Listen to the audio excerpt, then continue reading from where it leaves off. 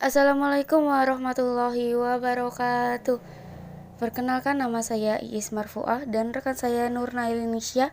Kami dari kelompok 1 Biofarmasetika Universitas Peradaban ingin menjelaskan tentang mekanisme penyerapan makromolekul oleh paru-paru.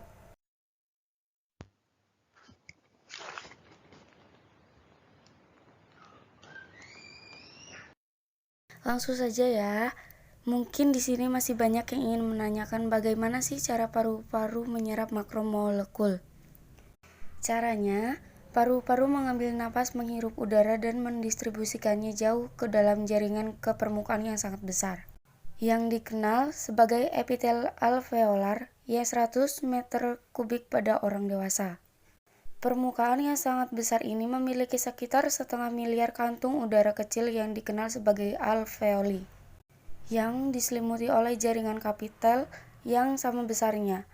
Pengiriman udara yang dihirup ke alveoli difasilitasi oleh saluran udara yang dimulai dengan trakea tunggal dan bercabang beberapa kali untuk mencapai klaster seperti anggur dari alveoli kecil.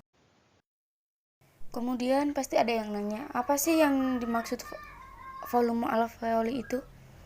Alveolus atau volume alveolus adalah 4.000 sampai 6.000 mili bila dibandingkan dengan volume saluran napas 400 mili, sehingga memberikan area yang lebih besar untuk penyerapan zat yang dihirup. Obat molekul besar seperti peptida dan protein tidak mudah melewati permukaan jalan napas karena dilapisi dengan lapisan sel yang tertutup lendir dan bersilia sehingga hampir tidak dapat ditembus. Alveoli di sisi lain memiliki lapisan seluler tunggal yang tipis yang memungkinkan penyerapan ke dalam aliran darah. Kemudian, ada beberapa hambatan penyerapan zat di dalam alveolus sebagai berikut. 1. Surfaktan, lapisan tipis pada antarmuka udara atau air, dapat menjebak molekul besar. Kedua, sebuah molekul harus melintasi cairan lapisan permukaan yang merupakan reservoir untuk surfaktan dan mengandung banyak komponen plasma serta lendir. Yang ketiga, lapisan tunggal sel epitel adalah penghalang yang paling signifikan. Keempat, ruang ekstraseluler di dalam jaringan dan membran basal tempat sel-sel epitel melekat. Dan yang terakhir, endotelium vaskular yang merupakan penghalang terakhir untuk penyerapan sistemik, lebih permeabel terhadap makromolekul daripada epitel baru. Selain ada beberapa hambatan penyerapan zat di dalam alveolus, ada juga beberapa mekanisme yang dianggap berperan penting dalam mekanisme penyerapan makromolekul oleh paru-paru, seperti transitosis atau perjalanan melalui sel. Ini mungkin terjadi dan mungkin dimediasi reseptor, tetapi tidak terlalu signifikan untuk makromolekul. Dan yang kedua adalah penyerapan paraseluler.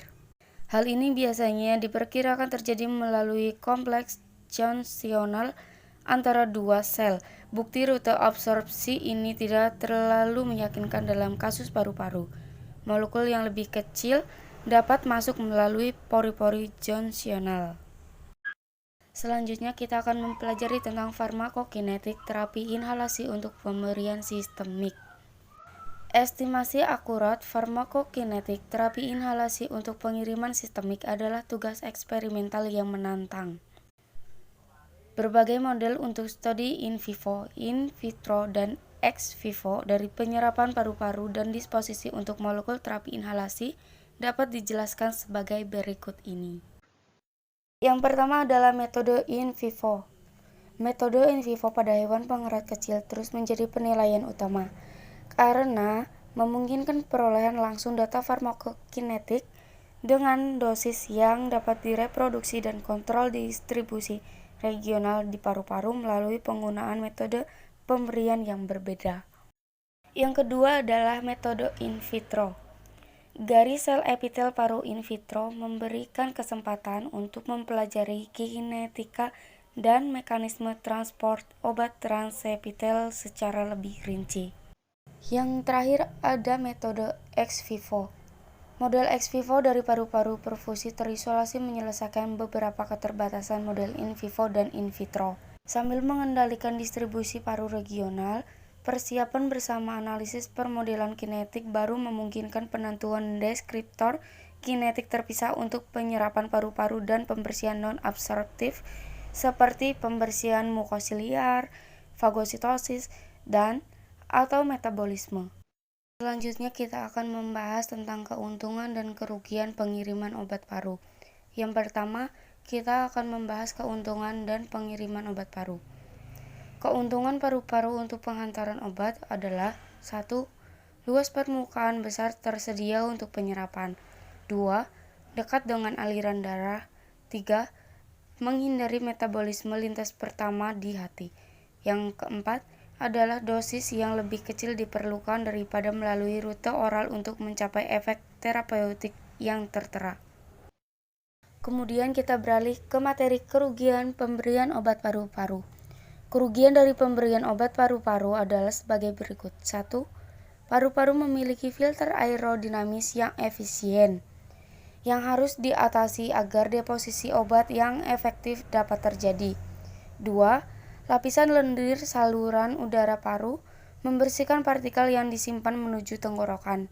Dan yang terakhir adalah hanya 10-40% obat yang meninggalkan alat inhalasi biasanya disimpan di paru-paru dengan menggunakan alat konvensional.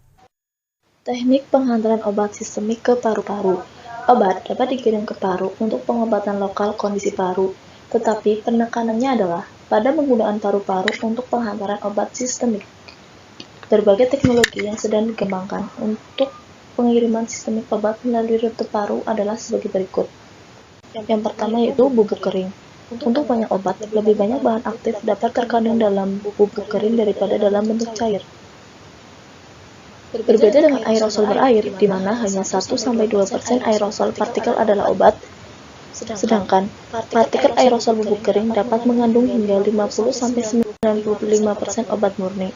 Ini berarti bahwa dosis terapeutik sebagian besar obat dapat disampaikan sebagai aerosol bubuk kering dalam 1-3 isapan. Selanjutnya adalah inhaler. Berbagai aerosol dapat memberikan formulasi obat cair. Satuan zat cair adalah dimasukkan ke dalam perangkat yang menghasilkan aerosol dan mengirimkannya langsung ke pasien. Ini menghindari masalah yang terkait dengan mengubah protein menjadi bubuk. Metode ini memiliki aplikasi dalam pengiriman morfin dan insulin.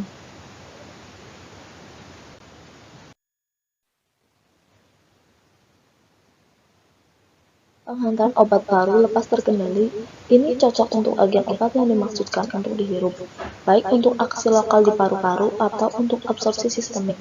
Aplikasi potensial untuk pelepasan terkontrol obat yang dikirim melalui paru-paru adalah sebagai berikut. Memungkinkan pengurangan frekuensi dosis untuk obat yang diberikan beberapa kali per hari, meningkatkan waktu paru obat yang diserap dengan sangat cepat ke dalam darah, sirkulasi, dan dengan cepat dibersihkan dari darah. Kemudian, formulasi yang dihirup dapat menyebabkan pengembangan produk yang mungkin sebaliknya ditinggalkan karena farmakokinetik yang tidak menguntungkan. Dan yang terakhir, pelepasan terkontrol paru dapat menurunkan siklus pengembangan molekul obat dengan meniadakan kebutuhan untuk modifikasi kimia. Kesimpulan dan prospek masa depan pengiriman obat paru. Rute paru untuk pemberian obat sekarang ditetapkan untuk pengiriman obat sistemik. Berbagai macam obat dapat diberikan melalui rute ini, tetapi daya tarik khusus adalah untuk pengiriman peptida dan protein. Mengingat pertumbuhan sejumlah produk terapi peptida dan protein, beberapa perusahaan bioteknologi akan terlibat di bidang ini. Kemajuan dalam produksi formulasi bubuk kering akan sama pentingnya dengan desain perangkat untuk pengiriman obat ke paru-paru. Partikel pembawa efervescent dapat disintesis dengan ukuran partikel yang memadai untuk deposisi paru-paru yang dalam. Ini membuka pintu untuk penelitian masa depan untuk mengeksplorasi teknologi untuk pengiriman berbagai macam zat ke paru-paru dengan kemungkinan pelepasan yang lebih baik dibandingkan dengan partikel pembawa konvensional. Masalah pembentukan mikropartikel untuk pengiriman paru-paru akan menjadi lebih kritis dalam perpindahan dari partikel kecil yang kuat secara kimia dan fisika ke yang lebih sensitif dan molekul yang lebih besar kuat. Terlepas dari keterbatasan ini, pengiriman paru biofarmasi adalah tujuan yang dapat dicapai dan bermanfaat. Nanopartikel telah diselidiki untuk pengiriman obat paru, tetapi ada beberapa kekhawatiran tentang efek buruk dari inhalasi nanopartikel dan masalah ini sedang diselidiki. Bukti yang tersedia menunjukkan bahwa nanopartikel polimer biodegradable dirancang untuk pengiriman obat paru mungkin tidak menginduksi respon inflamasi yang sama, seperti apakah partikel polistiren yang tidak dapat terurai dengan ukuran yang sebanding. Obat-obatan selain bioterapi sedang dikembangkan untuk inhalasi yang termasuk pengobatan baik di pasar atau dalam pengembangan untuk mengurangi gejala influenza, untuk meminimalkan mual dan muntah setelah kemoterapi kanker, dan untuk memberikan vaksinasi. Aplikasi di masa depan dapat menemukan bentuk antibiotik yang dapat dihirup untuk diobati langsung penyakit paru-paru seperti TBC dengan dosis lokal yang besar. Obat-obatan diketahui menyebabkan sakit perut dapat dikemas untuk dihirup, termasuk migrain atau obat nyeri, eritromisin atau antidepresan.